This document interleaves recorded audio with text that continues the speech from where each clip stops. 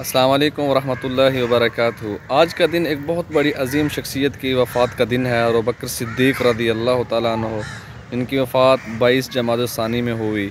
آپ صلی اللہ علیہ وسلم نے جب نبوت کا دعویٰ کیا، یہ وہ واحد ہستی جنہوں نے بغیر کسی سوال اور جواب کے کہا صدقتا۔ آپ صلی اللہ علیہ وسلم نے فرمایا کہ میں معراج پر گیا ہوں، بغیر کسی سوال جواب کے فرمایا کہ صدقتا۔ آپ صلی اللہ علیہ وسلم نے کہا چلتے ہیں، میری ہجرت کا وقت آ گیا ہے، کہا میں آپ کے ساتھ ہوں۔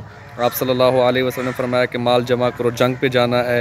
وہ ایک ایسی عظیم شخصیت جو اپنے گھر کا سارا مال لے کے آپ صلی اللہ علیہ وسلم کے سامنے حاضر کر دیا۔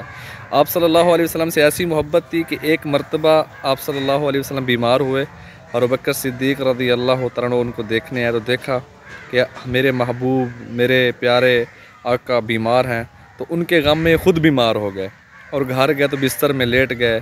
آپ صلی اللہ علیہ وسلم جب ٹھیک ہوئے تو ان کو دیکھنے گئے۔ آپ صلی اللہ علیہ وسلم کو دیکھ کر چند اشعار پڑھے کہ مرض الحبیب فعدتہ مرضت من اسفی علیہ، کہ میرا حبیب، میرا یار بیمار تھا تو میں اس کے افسوس میں خود بیمار ہو گیا۔